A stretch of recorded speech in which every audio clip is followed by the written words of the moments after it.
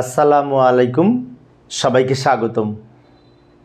প্রিয় শিক্ষার্থী বন্ধুরা, আজকে আমি হিসাব বিজ্ঞান প্রথম পত্রের অষ্টম অধ্যায় সম্পর্কিত এই যে দৃশ্যমান ও অদৃশ্যমান সম্পদের হিসাব সংক্রান্ত যে সৃজনশীল সমস্যাগুলি রয়েছে তার মধ্যে এই ক্রমহ্রাসমান জের পদ্ধতিতে আমি একটু অঙ্ক আলোচনা করার চেষ্টা করব।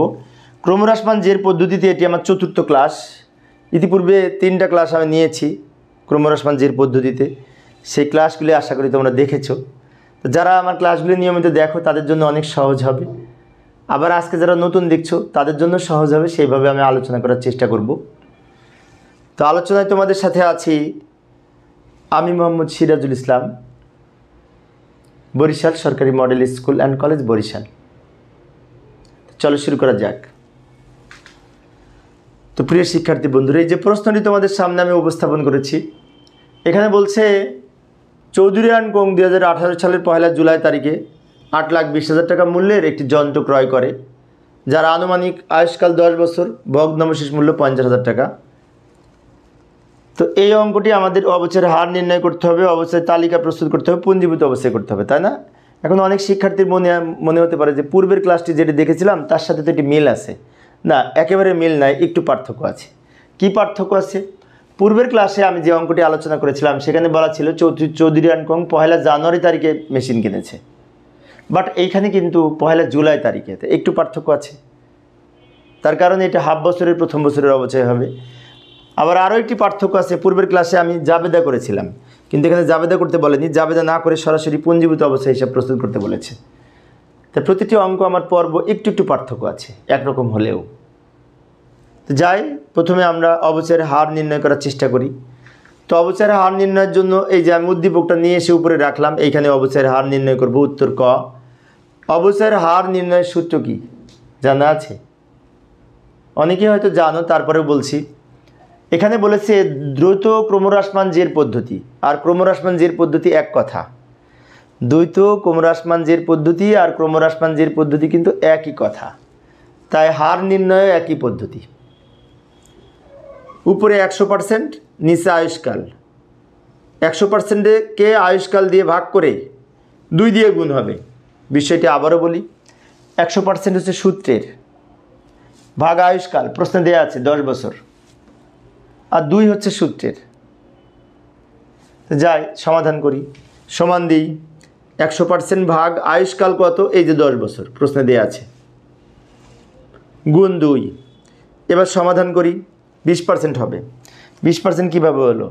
এখানে ক্যালকুলেশন করার সময় একটি বিষয় বলবো, 100কে 10 দিয়ে ভাগ করব। আমরা অনেক সময় ক্যালকুলেটরে 100% লিখি, এখানে পার্সেন্টেজ ক্যালকুলেটরে লেখার দরকার নেই। ক্যালকুলেটর ব্যবহার করার সময় কি করব, 100 ভাগ 2, 100 ভাগ 10 গুণ 2, তাহলে আমরা সম্ভবত 20% পাবো। শেষে 20 পাবো, কিন্তু পার্সেন্টেজ লিখে দিব, কারণ পার্সেন্টেজকে আমরা ভাগ করেছি সেই জন্য। তো ক নাম্বারের সমাধান শেষে আমাদের আবার উদ্দীপকে ফিরে যাব। উদ্দীপকের খতে কি বলেছিল দেখব। যে আবার প্রশ্নে ফিরে এলাম। প্রশ্নে খ নাম্বারে বলেছে প্রথম 4 বছরের একটি অবচয় তালিকা প্রস্তুত করো। তো অবচয় তালিকা বলতে অবচয় সারণী বোঝায়, তাই না?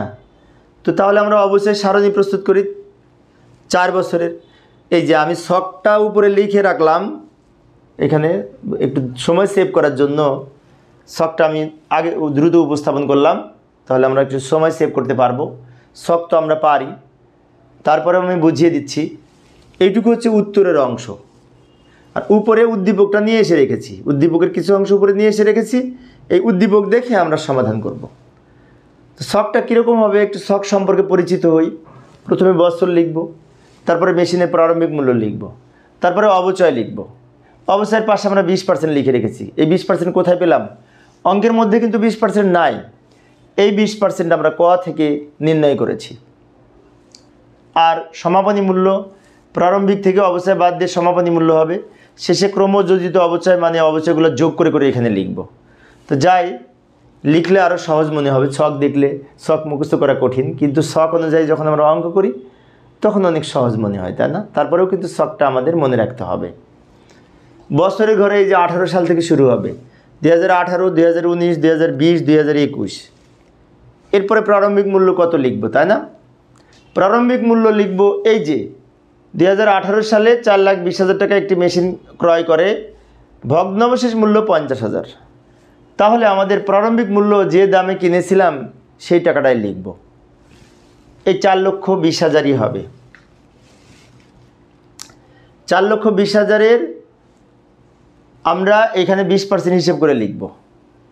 ও আরেকটা বিষয় বলে রাখি, সেটি হচ্ছে এখানে কিন্তু যে দামে মেশিনটা কিনেছি সেটাই প্রারম্ভিক মূল্য। বাট আমরা যদি সরল রৈখিক পদ্ধতিতে অবশ্যই সারণী প্রস্তুত করতাম, সেক্ষেত্রে এই ভগ্নাবশেষ মূল্য বাদ দিয়ে বাকি যে টাকা থাকে তার উপরে অবচয় হয়, তাই না? কিন্তু ক্রমহ্রাসমান জের পদ্ধতিতে অবশ্যই ধার্যের সময় ভগ্নাবশেষ মূল্য বাদ যাবে না, বিষয়টি অবশ্যই খেয়াল রাখব। তো এখন এইটার উপরে 20% কেটে এখানে লিখব। কিন্তু একটি কথা আছে, 2018 সালে কিন্তু এই যে 1 জুলাই তারিখে মেশিনটা কিনেছে, অর্থাৎ এইটার উপরে 20% কেটে যা হয় তার অর্ধেক টাকা এখানে লিখব। 6 মাসের বিষয়টা আবারও বলি, 4,20,000 টাকার 20% 84,000 টাকা হয়, যেটি পূর্ণ বছরের অবচয়। সেই 84,000 টাকাকে 6 দিয়ে গুণ 12 দিয়ে ভাগ করে অর্ধ বছরের হবে, 6 মাসের, যেটি এখানে লিখেছি। অন্য সময় আমরা কি করতাম, এটার উপরে সরাসরি পার্সেন্টেজ কেটে এখানে লিখতাম না। কিন্তু এই যে প্রথম বছর সেটা হবে না, কারণ প্রথম বছরে জুলাই 1 তারিখ দেওয়া আছে, সেই জন্য। এবার সমাপনী মূল্য কি হবে? 4,20,000 টাকা, 4,20,000 টাকা বছরের প্রথমে ছিল, অবচয় হয়েছে কত? 42,000 টাকা। তাহলে এইটা থেকে এটা বাদ দিয়ে যেটা সেটা হবে সমাপনী মূল্য। এটা থেকে এটা বাদ দিয়ে যেটা সেটা হবে সমাপনী মূল্যের ঘরে লিখব। এখন এই সমাপনী মূল্যকে আবার বহিমূল্য বলে, ইচ্ছে করলে লিখতে পারতাম আমরা এখানে বহিমূল্য। 2018 সালের যেটি সমাপনী মূল্য সেটা কিন্তু 2019 সালের প্রারম্ভিক, এটা তো আমরা জানি। গত বছরের যেটি সমাপনী সেটি এই বছরের প্রারম্ভিক, সেজন্য এই টাকাটা আবার এইখানে লিখব। আবার এইটার উপরে এই 20% পার্সেন্টেজ কাটব। এখন কিন্তু আর অর্ধ বছরের হবে না, এখন পূর্ণ বছরেরই হবে। সেজন্য এবার কি করব, এই টাকার উপরে 20% হিসেব করে যেটা হয় সেটা এখানে লিখব। এই টাকার উপরে 20% হিসেব করে যেটা হয় সেটা এখানে লিখব। আগে যেমন অর্ধেক বছরে লিখেছি, এবার হবে না, এখন পূর্ণ বছরেরই হবে। প্রথম বছর অর্ধেক বছরে লিখেছি, জুলাই 1 তারিখে কেনা হয়েছিল সেই জন্য। কিন্তু 2019 সালে তো জানুয়ারি থেকে শুরু করে পুরো বছরই মেশিনটা আছে, সেজন্য পার্সেন্টেজ কেটে পূর্ণ বছরের পার্সেন্টেজ কেটে যা হয়েছে লিখেছি। আমরা জানি পার্সেন্টেজ হিসেব করলে যেটা হয় সেটা 1 বছরের 12 মাসের। আবার সেই পূর্বের মতো এই প্রারম্ভিক মূল্য থেকে অবচয়ের পরিমাণ বাদ দিয়ে সমাপনী মূল্য বা বহিমূল্য বের হবে, এবং এই বহিমূল্যটা আবার এখানে প্রারম্ভিকের ঘরে লিখতে হবে, কারণ 2019 সালের যেটি সমাপনী, 2020 সালে সেটি প্রারম্ভিক। অনুরূপভাবে আবার 20% হিসেব করে এখানে লিখব অবচয়ের পরিমাণ, এবং এটা থেকে আবার এটা বিয়োগ করে এইখানে লিখব। এই টাকার উপরে পার্সেন্টেজ কেটে এখানে লিখব, আর এইটা থেকে এটা মাইনাস করে এই সমাপনী মূল্য বা বহিমূল্য বের হবে, এবং এই বহিমূল্যটা আবার নিয়ম অনুযায়ী এটা এখানে নিয়ে আসব। নিয়ে আসার পরে আবার পার্সেন্টেজ কাটব। পার্সেন্টেজ হিসেব করলে যে টাকাটা হয় সেটা এইখানে লিখব, 48,384 হবে। সবার শেষে এইটা থেকে এটা বিয়োগ করে আবার এইখানে লিখব। একই বিষয়, তাই না? একটু খেয়াল রাখতে হবে, এটা থেকে এটা মাইনাস করে এখানে লিখব। তো এইভাবে আমরা এই প্রথম 3টা কলাম এই টাকার ঘর লিখতে পারি। এখন তোমাদের একটি বিষয় মনে হতে পারে যে এই ঘরটা কেন ফাঁকা রাখলাম, তাই না? না, এটা লিখবো, এখন লিখব। এখন লিখলে আমাদের বোঝা সহজ হবে। একসাথে সবগুলো বুঝতে গেলে একটু জটিল মনে হয়, সেজন্য আমি ওই ঘরটা শেষে অঙ্কন করেছি। এই অবচয়ের পরিমাণ ওইখানে যোগ করে করে লিখব। কিভাবে? প্রথমে এই 42,000 টাকা লিখব, তারপরে 42,000 টাকা ক্যালকুলেটরে তুলব, তোলার পরে ওইটার সাথে এটা প্লাস করে এই 42,000-এর সাথে এটা যোগ করে এখানে লিখব।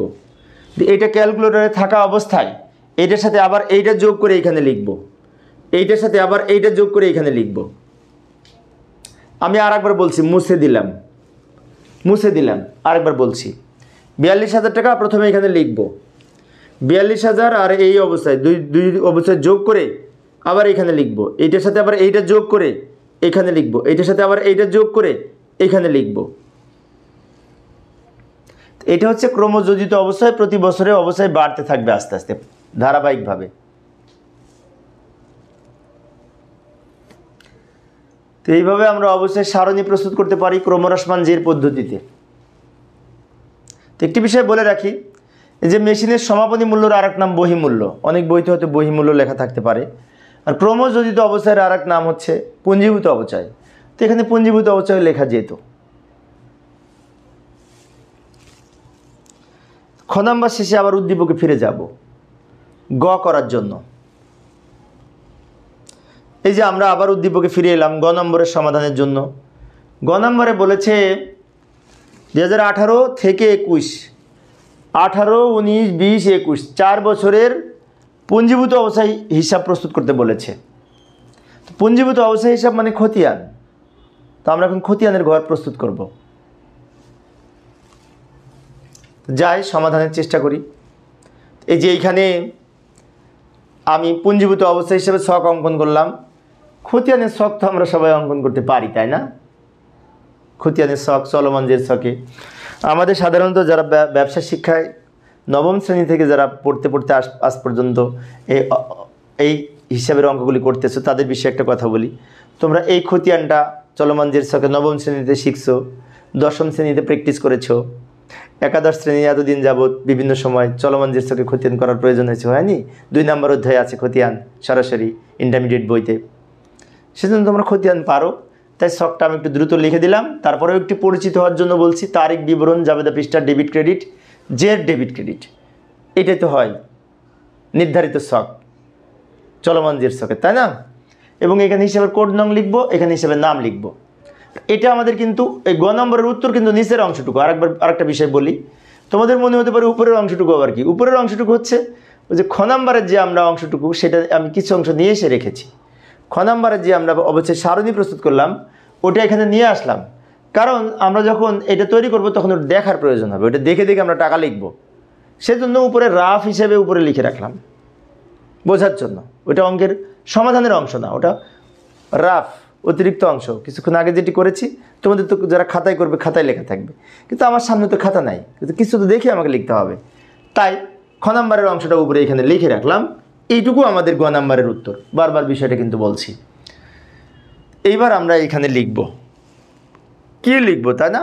2018 সাল ডিসেম্বর 31, কারণ পুঞ্জীভূত অবচয় এর জন্য জাবেদা হচ্ছে অবচয় খরচ ডেবিট, পুঞ্জীভূত অবচয় ক্রেডিট।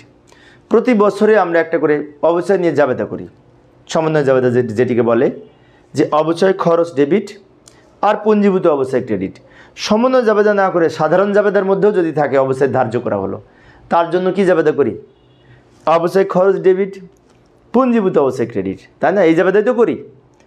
তো অবচয় খরচ ডেবিট, পুঞ্জীভূত অবচয় ক্রেডিট, তাহলে জাবেদা থেকে যদি আমরা খতিয়ান করতে চাই, তাহলে জাবেদায় যেহেতু পুঞ্জীভূত অবচয় ক্রেডিট, সেজন্য পুঞ্জীভূত অবচয় ক্রেডিট দিকে টাকা লিখব, নাম লিখব অবশ্যই খরচ হিসাব, কারণ জাবেদায় বলা আছে অবশ্যই খরচ ডেবিট, পুঞ্জীভূত অবচয় ক্রেডিট।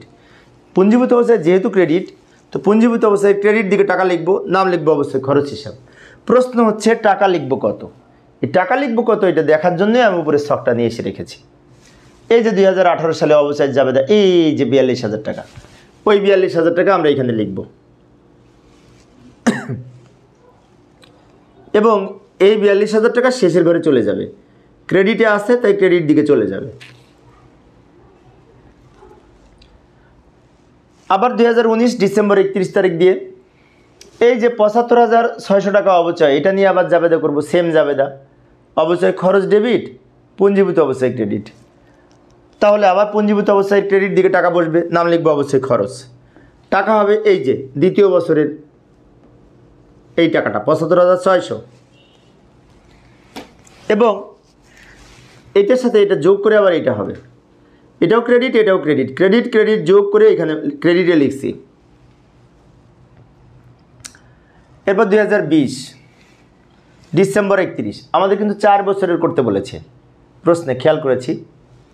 সেখানেও আবার অবশ্যই খরচ লিখব, টাকা লিখব ক্রেডিট দিকে কয় টাকা? এই যে 20 সালে 60,480 টাকা, আবার এই ক্রেডিট আর এই ক্রেডিট যোগ করে ক্রেডিট দিকে লিখব। এরপরে 2021 সাল হলে 4 বছর হয়, ডিসেম্বর 31। অবশ্যই খরচ লিখব, কারণ জাবেদায় হচ্ছে অবশ্যই খরচ ডেবিট, পুঞ্জীভূত অবশ্যই ক্রেডিট। তো পুঞ্জীভূত অবস্থায় যেহেতু জাবেদায় ক্রেডিট, ক্রেডিট দিকে টাকা লিখব, নাম লিখেছি অবশ্যই খরচ। টাকা কত হবে? এই 2021 সালের 48,384 টাকা, এই টাকাটা লিখব। এবং এইখানে কিভাবে লিখব এখন? এই ক্রেডিট, এটাও ক্রেডিট, ক্রেডিট ক্রেডিট যোগ করে ক্রেডিট দিকে বসবে, ক্রেডিট ক্রেডিট যোগ করে ক্রেডিট দিকে বসবে।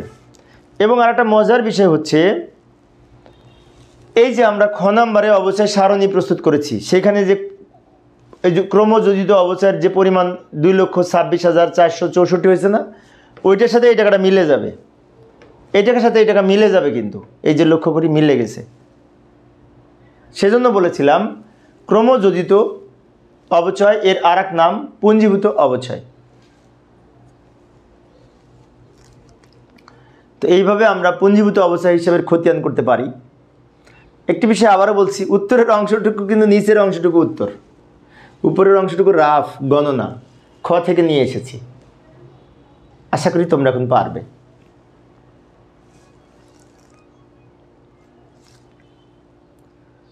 তো প্রিয় শিক্ষার্থী বন্ধুরা, এই ছিল আমার আজকের আলোচনার বিষয়।